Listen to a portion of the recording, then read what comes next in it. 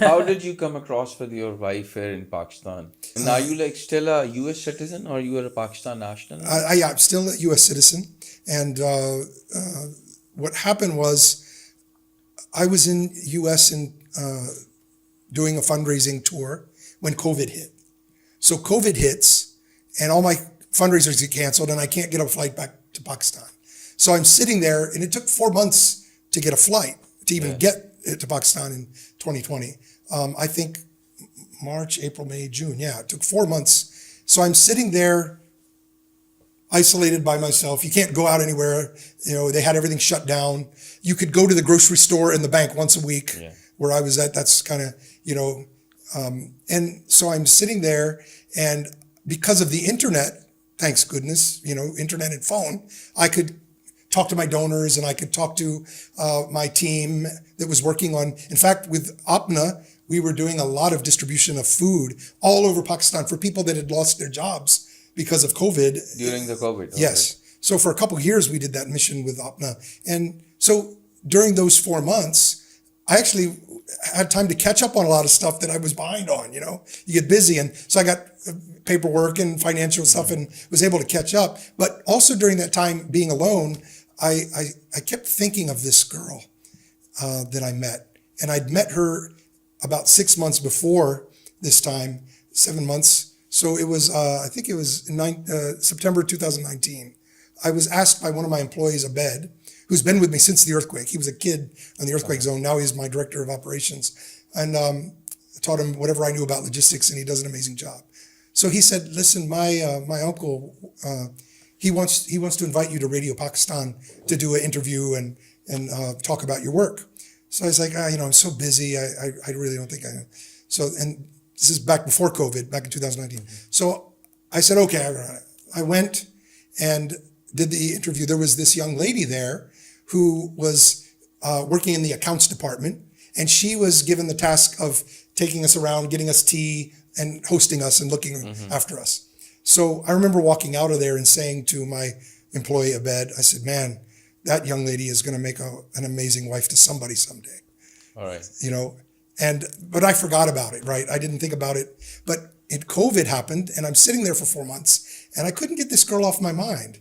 I just I found myself thinking about her. So I called, who is now an employee of mine, who works with me, this musician who just did a song with us for the animal welfare, Adil. He was doing the radio show that day when I met Fozia. So I called him up. Well, actually, I buzzed him on Facebook Messenger.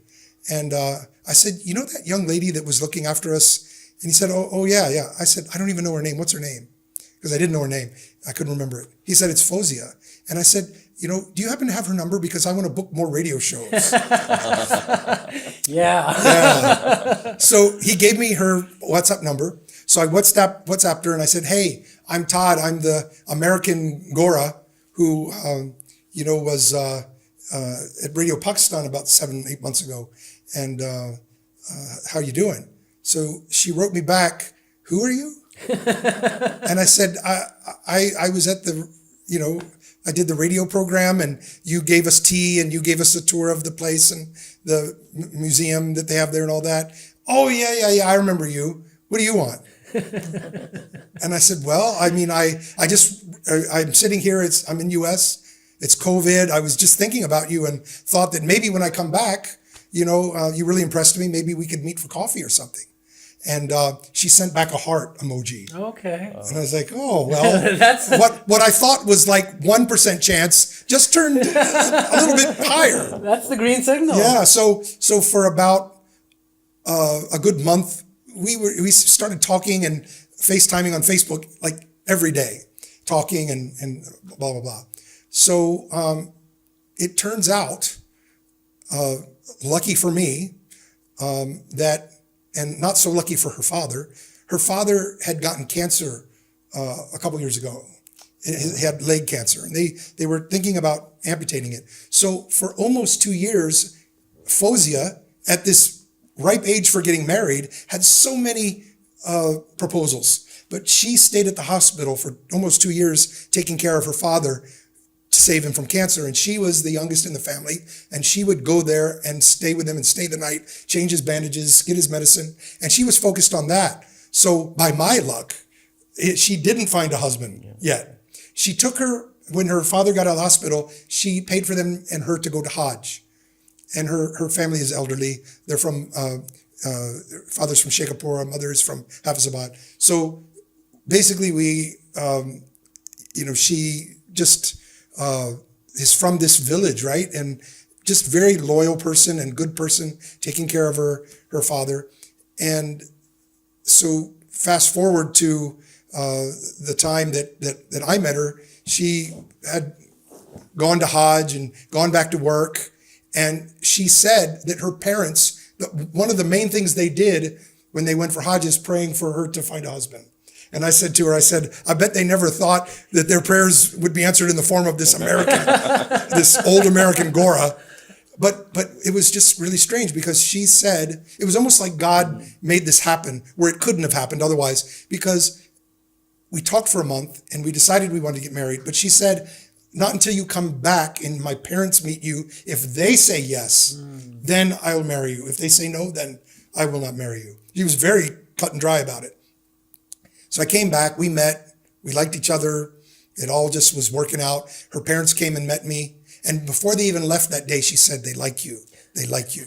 So we got married 2 months later from my flight back. We within a month of meeting her parents even, we got married. It was during COVID, so we couldn't have a big hall. We did it at the office, ceremony and everything. And then exactly 9 months later, little Muhammad Sultan was born on Eid Day. Wow. So it's almost like God has given me this tremendous, beautiful gift. And as far as being a Pakistani citizen, I'm not a Pakistani citizen, but my wife filed for me to have the Nadra Pakistani origin card that you're eligible for a spouse, right? Yes. So I have that NIC number and I have my little Pakistani card.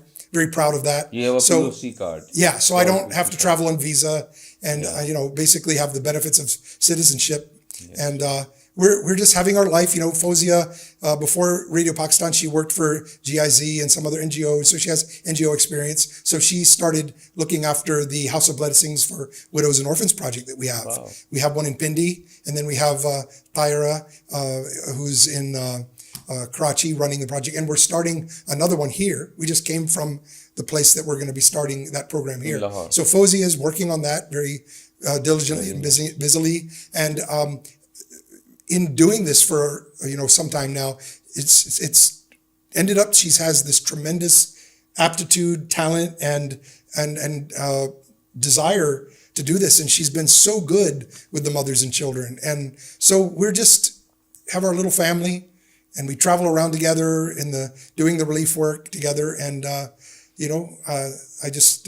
hope that God gives me a few more years so I can keep helping more people, more animals, and enjoying seeing Muhammad Sultan grow into a man, inshallah. Inshallah. And, it's really strange. The first time that Muhammad Sultan met his elder brother, Justin, when Justin came over to do a mission up in the mountains of Gilgit-Baltistan, the flash flood emergency mission. Because my son is a very now seasoned disaster relief worker as well, and done a lot of missions in Pakistan as well as in Philippines and in America and here. So when Muhammad Sultan and him met, the baby had this connection with him that he just innately knew that that's his brother. That's the blood. His brother Justin, he felt it, he knew it, and I never seen him react or respond to anyone else that ever came. And a lot of employees are like his uncles, and he loves them. But when Justin came, it was like, okay, this is my brother.